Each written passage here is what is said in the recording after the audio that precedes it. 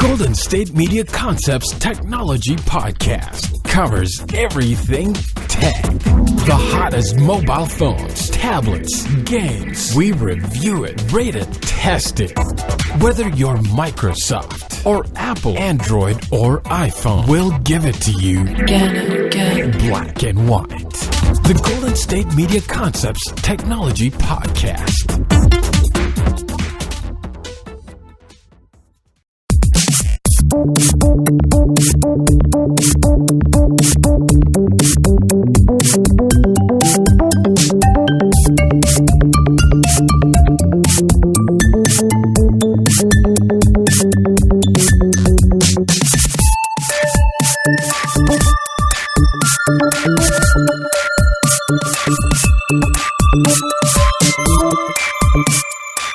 Welcome to the Golden State Media Concepts Technology Podcast. This is episode 42. I'm Shay Northrop. And I'm Jonathan Charney. And we're going to be talking about some internet access, robots that plow driveways, Netflix, and the dreaded AT&T buying Time Warner.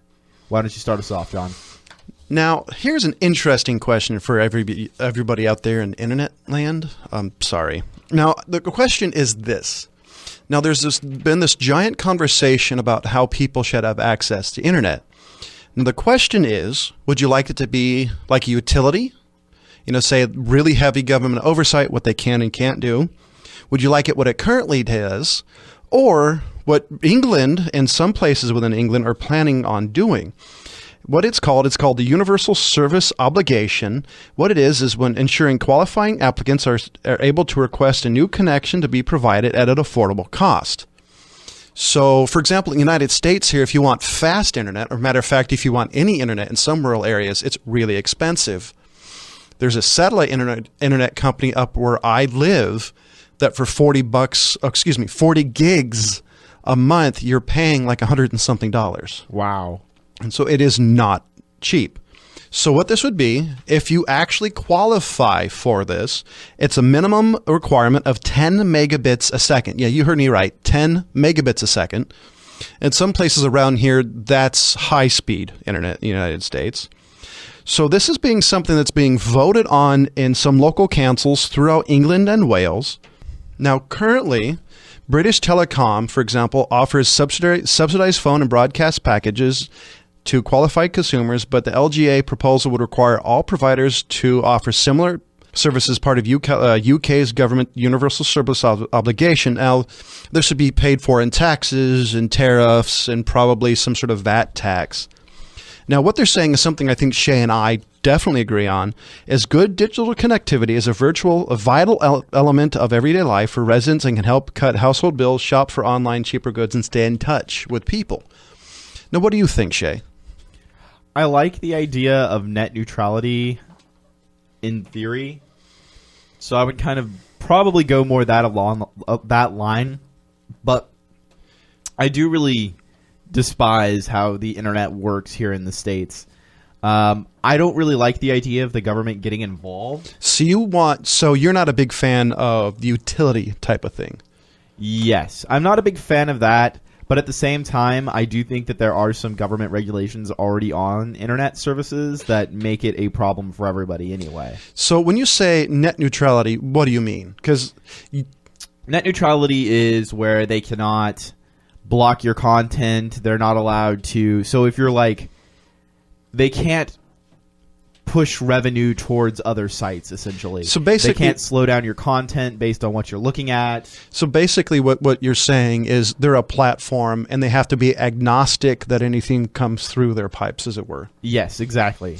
And so if you guys aren't familiar, what a lot of people do, or a lot of ISPs and stuff do in the United States is there's a cap.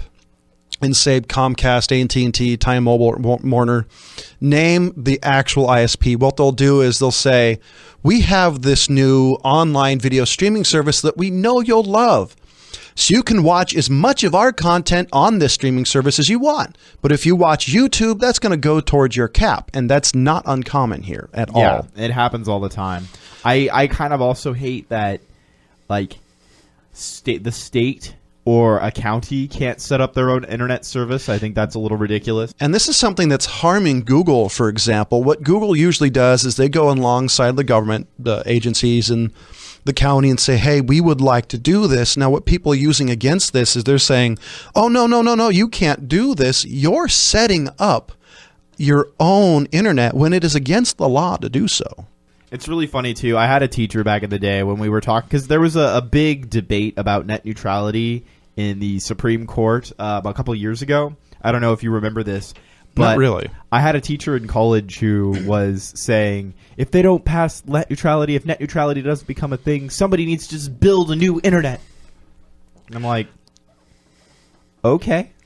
Well, in theory, I don't think it would be building a new internet. It would just be going back to a BBS. Yeah. You may be a little too young for this.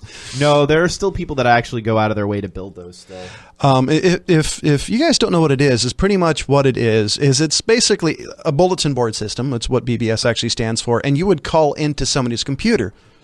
And back in the day, what that would be is it would have your email sometimes. It would be a Usenet, I think that's what you call it. Yeah. Place you can download, you can communicate to people. And this is how back in the day you would actually contact people online, was dial in. And the bad side about this, though, is it would go towards your phone rate. So AT&T would love to charge you for long distance calls into bulletin board systems. Oh, yeah. And not just that, but super slow speeds, really slow download times.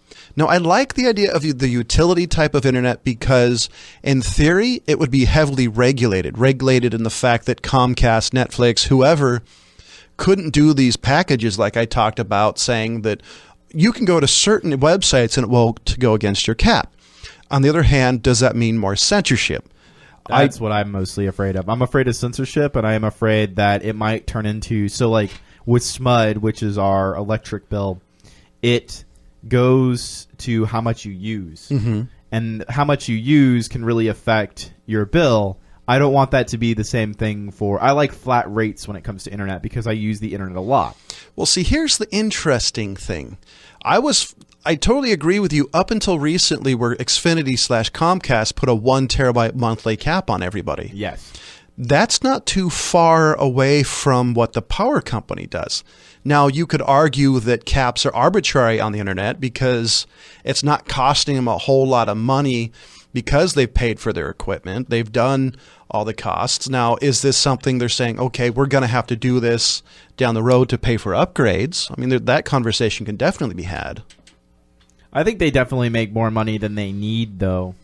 For $50 a month, and almost everybody uses either Xfinity or AT&T, I think they're fine. Now, the other reason I like the utility idea is because in my neck of the woods in Northern California, there's a lot of areas that just don't have internet access because for Comcast, AT&T, whoever, it's not worth it. Dragging a line would not be financially worth it. Now, if it was a utility company, however, they could do it and they could still make money on it, but it would behoove them via the government forcing them to drag the internet out there. That's right. One of the reasons I like that, because I have people who are pretty much on 14.4. Right. And so that's another reason I like it. Now, this idea, at least done by the UK government that they're considering, I like because, honestly, internet is kind of expensive. Now, if there's people I know who don't have a whole lot of money, who want cheap internet that's actually worth a darn, I think this is perfect. I am totally for anything that helps people to better their lives. And one of the things that I think is interesting, too, is if you look at like local internet companies and that sort of thing, they're usually really expensive. They definitely can be. I know there's some wireless internet providers out where I live, or WIPs, that are expensive, but they're worth it in the fact that it's the only way you can get true high-speed internet. Now, this is basic. There's a couple of ways they do it. Usually what it is, it's site-to-site. So they have a big dish that just basically radiates a ton of internet, and there's another dish, you receive it, stuff like that. A lot of satellite internet is used in rural areas. Yeah, which, by the way, is horrible for anything. So we'll definitely see how this turns out. I do think the net neutrality is not over in the United States, no matter what anybody says. I do think this is going to be a battle that's going to happen very soon again, especially since ICANN has basically been surrendered over the UN. And that's a conversation that I think we should have down later down on the road when we find out what's going to happen more with that. Yeah, definitely. Now, if you're not sure what ICANN is, basically it's the domain name server, more or less, of the internet. It's what controls the internet names, if I remember correctly. Right. So like, bobshouseofmeat.com, for example. Right. So I don't know. We'll definitely see what happens. Now, we're coming up to a break. Now, when we come back for the break, we have some interesting things to talk about. One including everybody's favorite online media streaming site, Netflix. Tired of searching the vast jungle of podcasts? Now listen close and hear this out. There's a podcast network that covers just about everything that you've been searching. Hey! The Golden State Media Concepts Podcast Network is here. Nothing less than a podcast bliss with endless hours of podcast coverage. From news, sports, music, fashion, cooking, entertainment, fantasy, football, and so much more. So stop lurking around and go straight out to the Golden State Media Concepts Podcast Network. Guaranteed to fill that podcast itch, whatever it may be.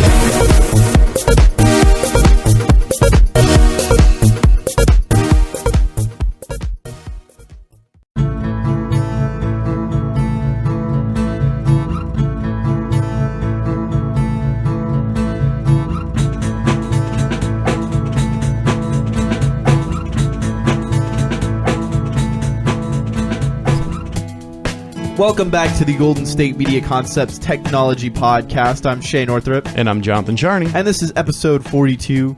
Now, one of the things that's kind of interesting, we're going to talk a little bit about Netflix, is people seem to be liking Netflix's original content more than they like the other content that's on there. I'm glad somebody is, because it ain't me. So Netflix has been looking a lot different than what it was when it was founded in 1997, when it was just a way to get movies mailed to your door. And for that matter, it's looking a lot different than it did, I don't know, 3 years ago. It's really interesting. I remember in 2012 when I first got Netflix that there was just so much content on there. And a lot of it was really bad. You had to sift through a lot of garbage. By the way, that's an understatement. There weren't a lot of AAA title holders that give the rights over for Netflix to view it. So a lot of bad movie studios would say, hey, we know you want to watch, I don't know, Deadbeat Dad 25 type of thing. Yeah, so there was a lot of, especially in the horror movie category, oh my gosh. Asylum Films definitely took advantage of Netflix in its early days. Now, one of the things that they've started doing now is they've changed up their strategy almost completely. So now what they're doing is, because they have competitors like HBO and Hulu, their prices are going up a little bit, for one thing, a couple dollars. But the library size has started to shrink. But one of the things that they're doing now is most of it is original content. So we've talked a little bit about this on the television podcast, I'm sure. But Netflix originals, on average, are getting 3.85 stars out of 5, while all of the other content are getting more like 3 stars, 3.4 stars, and that sort of thing. Which means that the Netflix rate for a original content is 11% higher on average than the user ratings for other syndicate content. I don't know. I mean, some of their stuff is good. A lot of their originals, I definitely don't think is really aimed at me. I mean, I think definitely not. There is some I think there's some sci-fi there. Most of the Netflix original content is either Marvel or comedy based. A lot of it is shows about comedians. Yeah, that was another thing I thought was weird, because I went through some of their what they called Netflix originals, and some of it is basically stuff that they found that nobody remembers or nobody has the rights to, and they scooped it up and called it a Netflix original. A lot of the times with that, though, they build series like with Arrested Development, right? Netflix funded another season for that. Well, this particularly was a comedian who I used to absolutely love back in the day, and the gentleman is no longer with us, and they bought the rights to it, I'm assuming, and basically stamped their name on top of it. I haven't seen that. Look up a lot of their comedy specials. A lot of them, well, at least a lot of them were basically baked over stuff that HBO specials, for example. So, one of the things that Netflix is doing their best on is their documentaries. So their documentaries are on an average of 4.07, and average documentaries are at 3.54. Now, Netflix doesn't have too many documentaries that they put out. They put out the Amanda Knox one, and they put out that show Making a Murderer, and a lot of their documentaries seem to be murder-based. They have a few animal ones, but those seem to be doing really well, and they always do really well on TV anyway. And it seems like the Netflix content is 5.7% better than regular shows content, as far as ratings. I'm not surprised about the documentary stuff, especially since like the History Channel is pretty much the bad reality show channel. They really picked up the slack in the part that everybody loves documentaries, everybody loves history. So I'm not surprised they're doing good in that, because nobody really seems to make really good documentaries anymore. But it seems like Netflix has kind of picked up more television shows than anything else. As for movies, they haven't made too many movies by themselves. Have they? Oh, that's true. They have. They had all those bad Adam Sandler movies. Yeah, they had those, and then they had a couple like Children of War and stuff like that. Yeah, the Ridiculous Six. Yeah. I don't know why they're actually funding Adam Sandler. I don't know if you know this, but for a really long time, and I'm sure it's still the case, making an Adam Sandler movie just to get him to write and direct a film costs enough to make like a high-budget action movie. Maybe it's just me, but personally, I don't really like Adam Sandler. I was never really a big fan of his to begin with. I liked a lot of his early stuff, but then more recently, I never really liked any of his earlier stuff. Really, the only movies of his I've really liked, Waterboy was good, 50 First Dates. There are a few others sprinkled out, but I like his movies when he's not the one directing or writing, because he always does the same tropes. There's always kids that need to learn, parents that need to learn that kids need to go out and be kids. That's usually a lot of his newer stuff. Yeah, no, it's the same morals, the same people in every movie. He plays the same character. It's kind of cool when you get him to play stuff like in 50 First Dates. And have you seen Punch Drunk Love? No, that's actually on my list. In Punch Drunk Love, he plays a completely different character, and I kind of wish that he would just do acting instead of directing and writing. I feel like if people put him in more serious roles, he could actually be kind of good. See, here's what I want to see. I want to see Netflix go to Peter Jackson, Ron Howard, some of these AAA title directors and say, here's this much money, make whatever you want. No questions asked, as long as it's for us and us only. Yeah.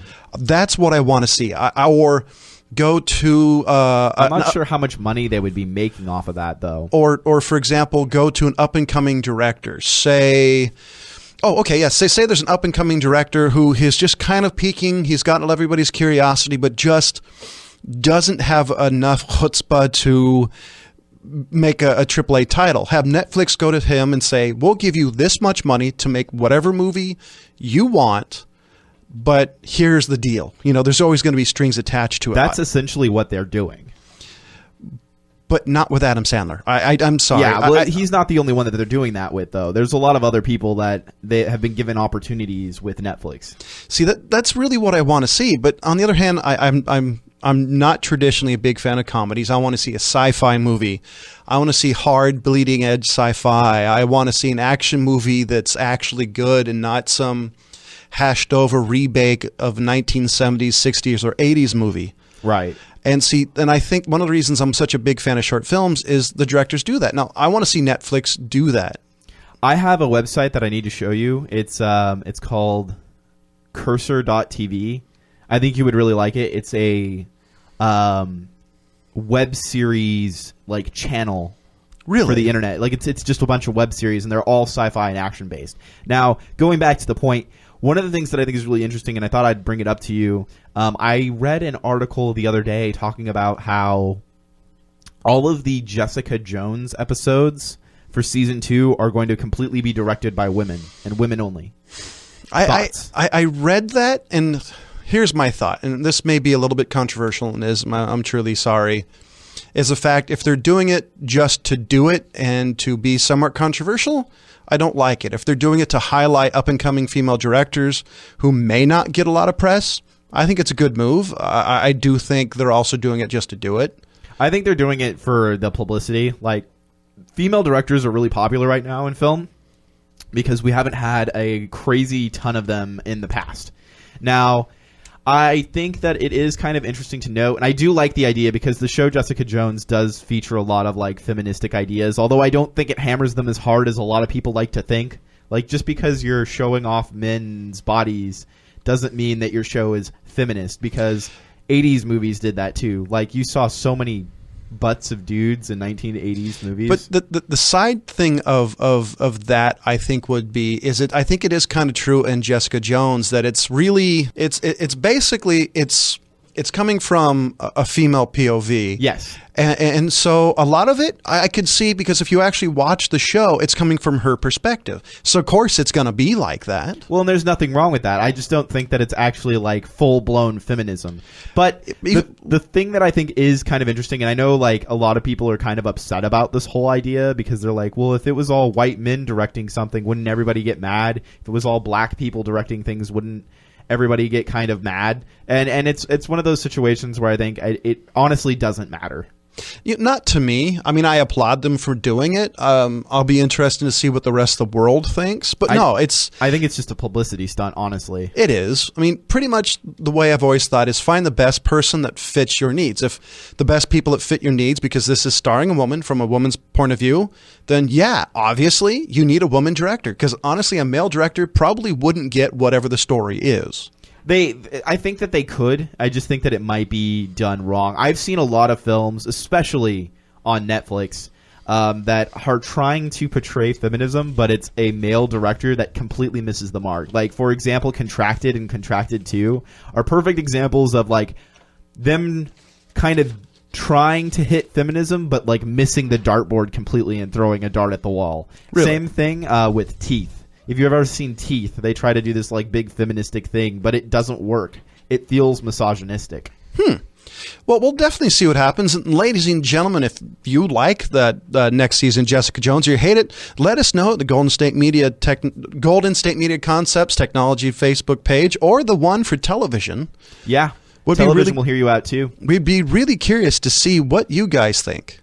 And when we're coming up, we're going to be talking about a robot plow and Time Warner. Check out the show that's built on the MMA. From the UFC to extreme cage fighting, they got the fights covered. Check out the GSMC MMA podcast. Get the latest news on past or upcoming fights. Join us as we talk to and about some of the biggest names in the MMA, past, present, and future. When it's the fight game, there's just one show to check out. GSMCpodcast.com/MMA-podcast. Don't forget to like them on Facebook and follow them on Twitter. Visit GSMCpodcast.com for more info.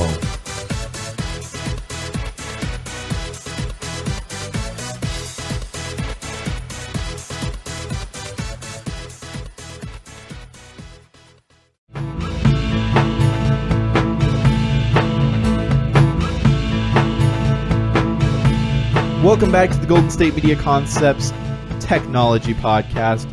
Now, there is a thing called the Kobe, and it runs for about $4,000, and it is supposed to take over your yard work, so it will plow your snow and mow your lawn. Now, essentially what this thing is, and it looks kind of cheaply made. I'll show you a picture. It does kind of look like Fisher-Price. It really does. My first lawnmower. So what you have to do is you have to like show it its parameters before you even like start it. So you like manually guide it around so it knows its parameters and make sure it doesn't drive out of bounds into traffic, into trees, and that sort of thing. And then it goes and uses those beacons to navigate around your yard, and it'll, I guess, essentially pile your leaves up, mow your lawn, and shovel snow. According to some people I know, that's why they had kids. Yeah, that's the original Kobe, right? So hey, Kobe, you missed a spot. One of the things that is kind of interesting about it is it has a few cameras and sensors, so that way it doesn't run over your dog. Thanks for thinking about that. So this isn't like the first time that this has been a thing. I know there has been There's been a couple things that have been out there, like robots with like treads and then like a plow to like plow your lawn. I feel like it's almost more work to get a robot to do it than to just do it yourself. And I know the robot, the robot lawnmower has been around for at least a decade or more. I've seen a few times where somebody will attach a rope to the steering wheel of their lawnmower and put a stake in the middle of their grounds, and then put like a brick on the pedal and just let the lawnmower ride around in circles until the lawn is I think it's safer just to get the Kobe and walk around your yard. Yeah, I know. This is like really dumb, but it's something that I've seen in the past. Wow.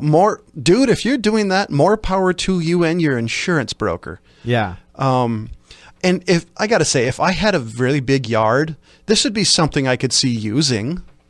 Just I don't because, know. See, the thing is, the yard has to be pretty big. I mean, you're not living in suburbia and getting this. I think this is something that's more close to country living when your yard is described in acres, not feet.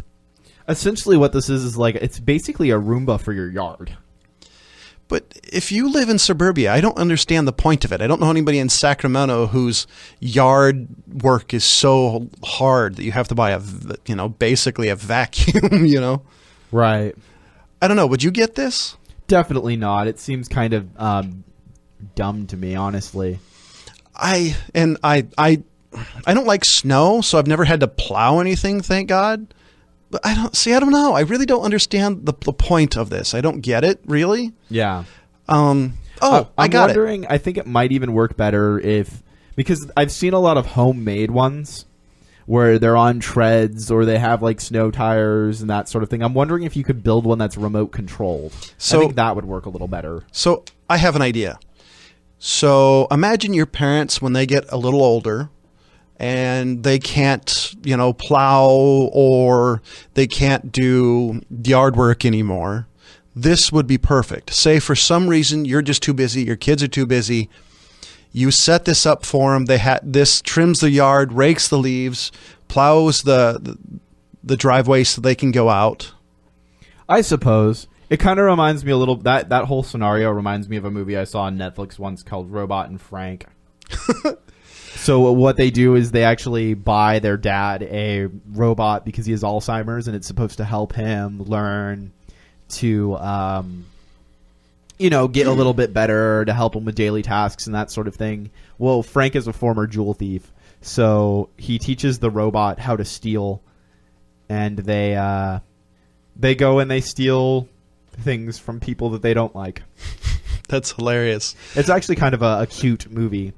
But no, I don't know. Like, now that I'm looking at some more pictures of it, it does look bigger than it originally looked in the picture. I'm looking at a GIF set of it, and I don't know. If you've got the money for this, then I guess this is kind of cool. I just feel like this is a solution waiting for a problem. Yeah, no, I definitely agree. I don't really understand the use case for it, but like you said, if you have the money, go for it. Now, one of the things that's also kind of interesting that's going on right now is AT&T is trying to buy Time Warner. So your Batman movie might be made by your phone company next time. Oh. Now, here's the reason why I'm against this is you've heard of the term Ma Bell, right? Yeah. But what happened back in the day is AT&T got broken up into a lot of smaller companies because they were huge and they were a monopoly. Now, AT&T bought DirecTV. AT&T's probably most likely, if it clears the FCC, gonna buy Time Warner Cable. No, is it Time? Is it the cable company and the ISP too? I think it's the whole company. Okay, so they're going to buy the whole thing. And then you had Comcast who bought NBC Universal. And eventually one of those two are going to try to buy each other. I think for me and you, this is a bad idea. I didn't like the fact AT&T got permission to buy DirecTV too. Now, one of the things that I don't think it's going to be too big of a problem. I feel like if AT&T does get involved, it's going to be Time Warner is going to be the same thing, just with new management. See, here's what I'm worried about is Time Warner Cable, if I remember correctly, also does internet. Right. So does AT&T. So what happens if two of the biggest companies who provide internet for the United States, they buy each other, And then all of a sudden, your $50 internet plan is now $150. Right. Well, and it's kind of scary too because Xfinity and Comcast have been buying up a bunch of companies too, and so has Apple. So I'm getting really worried, and I know there's like a theory that there are only really 4 companies that own everything media related.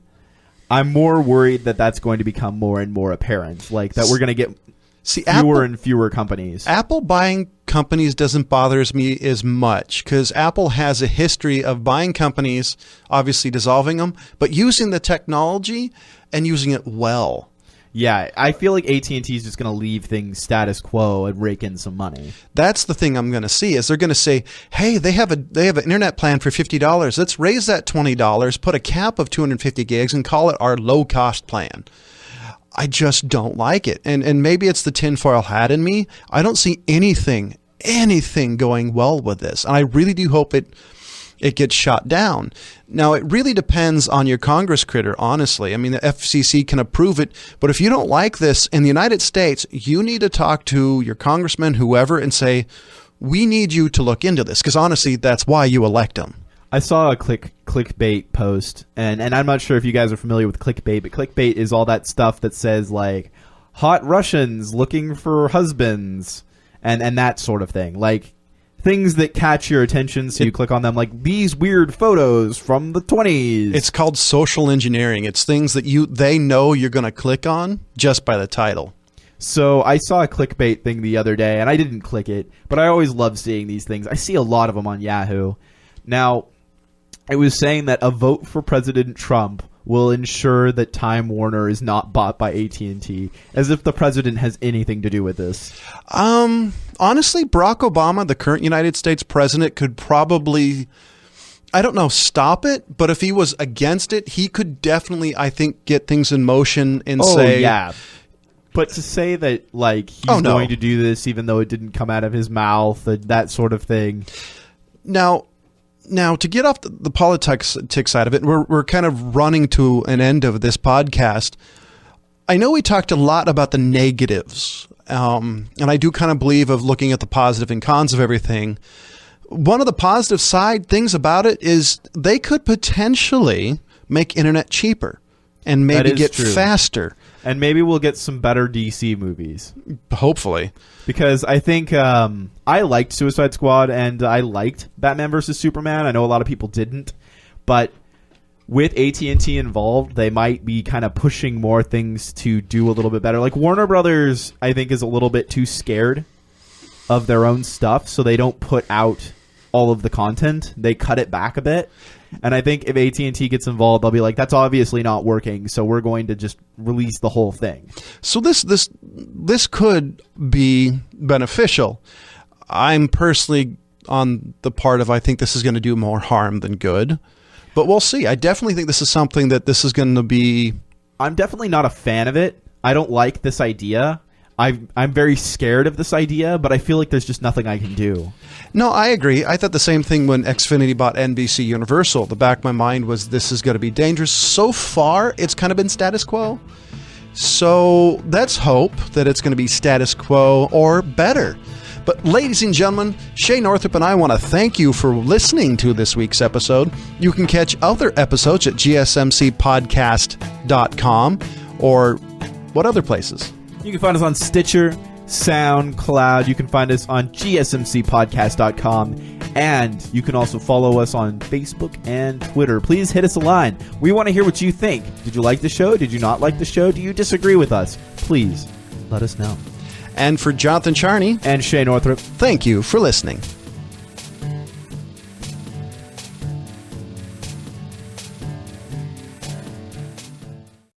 You've been listening to the Golden State Media Concepts Technology Podcast, part of the Golden State Media Concepts Podcast Network. You can find this show and others like it at www.gsmcpodcast.com. Download our podcast on iTunes, Stitcher, SoundCloud, and Google Play. Just type in GSMC to find all the shows from the Golden State Media Concepts Podcast Network. From movies to music, from sports to entertainment, and even weird news. You can also follow us on Twitter and on Facebook. Thank you, and we hope you have enjoyed today's program.